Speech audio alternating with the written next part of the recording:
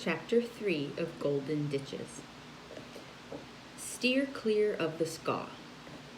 Next time you look at a map of Europe, let your imagination run wild. You will see that the Scandinavian peninsula rears like some kind of ugly sea serpent above the Arctic Ocean. Its lower jaw and throat comprise the Kingdom of Sweden, while the spiny back makes up the rugged coast of Norway. Between its gaping jaws cringes the Jutland Peninsula and tiny Denmark. Around Denmark's northern coast surges the restless waters of the Skagerrak and the Kattegat. In the past, so many ships disappeared there without a trace that fearful sailors often spoke of Cape Skagen in furtive whispers. The Skaw, they called it. Deep in the misty morning of history, a race of blonde, blue-eyed giants came upon this wildly beautiful place and claimed Scandinavia for their home. Today, after thousands of years, their forebears still cling to this rugged land of the midnight sun and call it the fairest country in all the world. Elk, deer, and grouse then swarmed through its dense green forests, and its deep inlets fairly teemed with a variety of fish. It was a land dotted with lakes and deeply indented by rocky fjords, as the inlets were called. Little wonder that these Norsemen, or Vikings, soon became expert sailors. Even though they had plenty of fine timber, the Vikings' early boats differed greatly from those of either the Egyptians or Greeks. Animal skins stretched over a light wooden frame provided them with an extremely swift and easily managed craft. For at least 300 years, these savage seafarers swept up and down the coasts of Europe, robbing and plundering everything in sight. Seaside dwellers fled in terror at sight of their swift ships. No doubt the figures of wicked-looking beasts that reared their high bows added to the villagers' fright. With lusty shouts, the bearded giants streamed ashore, plundered the villages, and vanished like ghosts beyond the horizon. Their graceful ships, propelled by sturdy oarsmen and sometimes a single square sail, skimmed far and wide across the North Atlantic. They sailed regularly to Iceland, Greenland, and there is now little doubt that they came more than once to the coast of North America. You may think that a ship powered only by oars would be an easy victim of wind and wave, but quite the opposite was true of those sleek Viking vessels. Many incidents attest to their seaworthiness and the daring ability of Norse sea rovers. One of them concerns a fleet that sailed up the Thames River to mount an attack on the city of London. Bold buccaneers hooked stout lines to the pilings supporting London Bridge. Then, in a display of rowing might that has become a legend, they ripped away its supports. A rending crash drowned out the oarsmen's triumphant yells as the tall bridge tumbled into the Thames River. No seacoast village escaped these bold marauders. Their plunder from Brittany and Spain included cattle, horses, pigs, and sheep. To keep these animals alive during the long cold winters, it was necessary to provide food and shelter for them. After a time, many Vikings settled down to farming and stock raising, but the call of the sea still rang loudly in their ears. Gradually, however, the roving brigands switched from their murderous plunderers to peaceful traders. Their ships changed, too, as a direct result of their more peaceful way of life. Rakish lines broadened and fatter hulls rode lower in the water.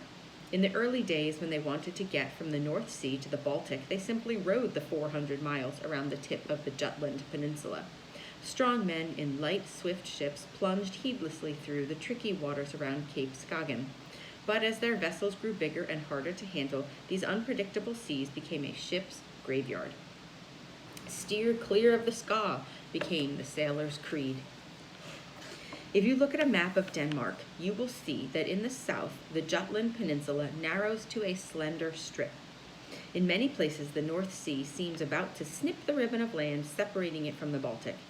In their bigger ships, the Norsemen sailed far inland in the deeper coves and unloaded their cargoes. Then they dragged or carried their goods across the low wooded hills and loaded them aboard other ships on the opposite shore.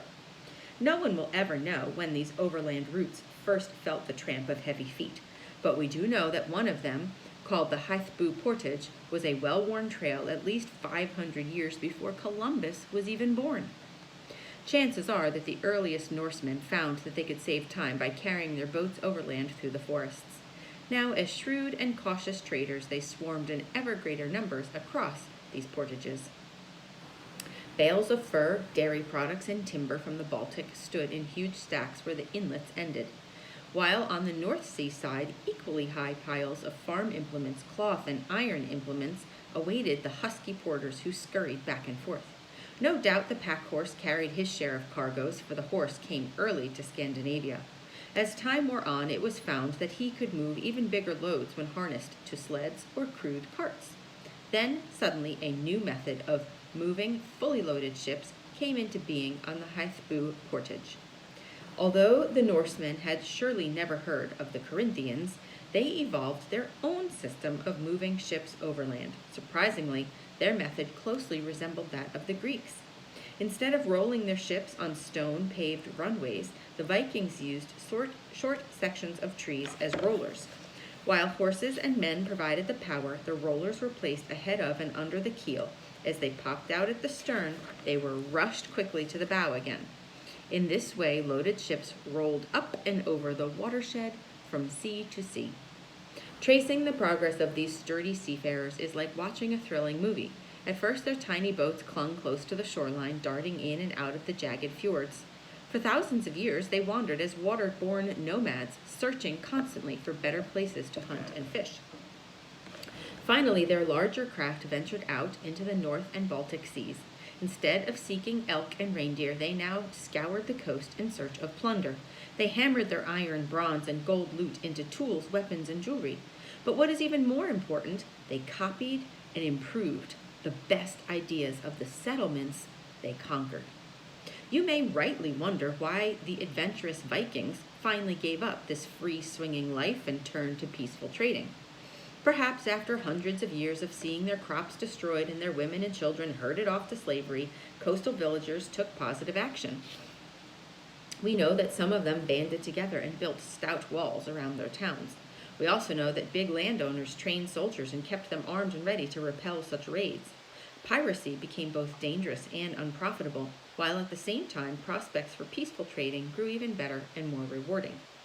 It must have irked the proud Vikings to no end to turn from their carefree way of life to the dull one of the trader. How they must have hated packing those heavy casks and bales across the Hithbu portage. Even after they discovered a way to move loaded ships, there was little glamour in that system. Wherever possible, they cleared the rivers of fallen timber and deepened the channels in order to provide a few extra miles of sailing space. But it was not until 1398 that a new and vastly superior system boosted boats over the watershed between the Baltic and North Seas. Soon, aspens and birches sprang up to block out the now quiet and unused trails of the Hithbu portage. With the opening of the Stecknitz Canal, ships could sail up the river by that name and transfer their cargoes to smaller boats. Sailors then watched in silent wonder as those tiny craft floated magically up the 16-foot rise and sailed out of sight toward the Baltic. We can be fairly certain that the locks on the Stecknitz Canal were the first ever used to lift boats up and over a watershed. This canal, like the Panama and Soo, fairly begged to be built. But it was crude and slow, and we can only guess how long it remained in use. We do know, however, that at least one canal has been in almost constant use across the Jutland Peninsula for more than 500 years. Very little of importance is known about some of those early waterways. Surely none of the later ones can top the fame of the tiny Stecknitz. Ooh, forgive me. From the completion of the old Eider Canal in 1784, the records are fairly accurate. They provide a stirring account of terrific growth and constant change. Its 6 small locks doomed the old Eider Canal on its opening day. Yet, even with the coming of huge iron ships, it clung to life for more than 100 years.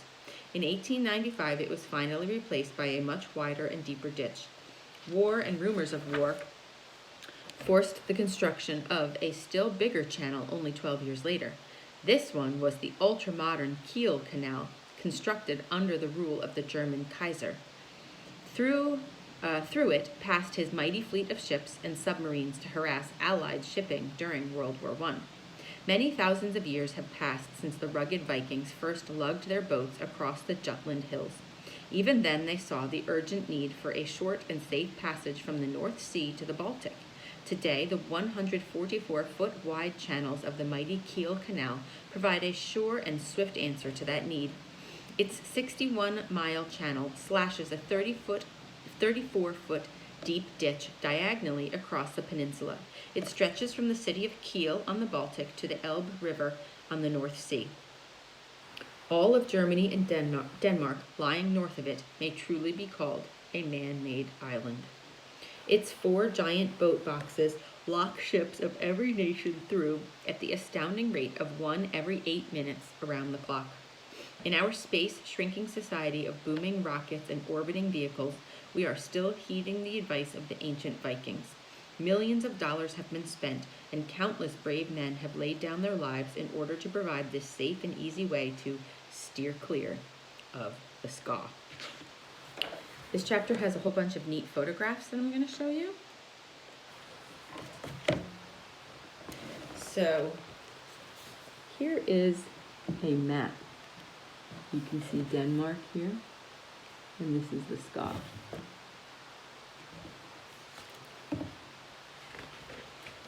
This is a picture of the Amsterdam Canal.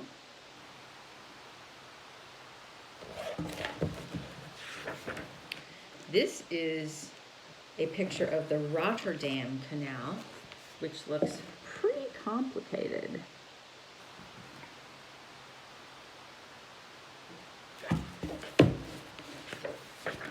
This is a picture of, I don't know how to say this, I'm going to guess, the Sluis Jemuden Canal. It's spelled S-L-U-I-S, and then a second word, Y-M-U-I-D-E-N. I don't know how to say that. But this must be in the Scandinavian area.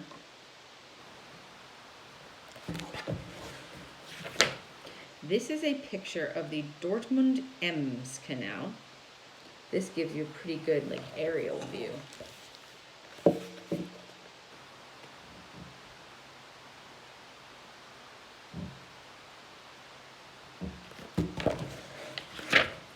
And then this is a picture. It says, Europe's most modern ship-lifting device was constructed near Heinrichsburg, Germany.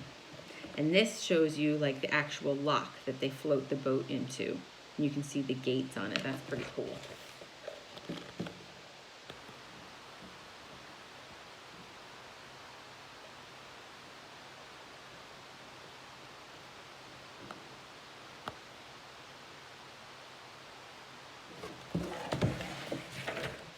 And this is the Nord-Ostsee Canal, which is hard to tell. It just looks like water with ships in it. It's hard to tell much about this one.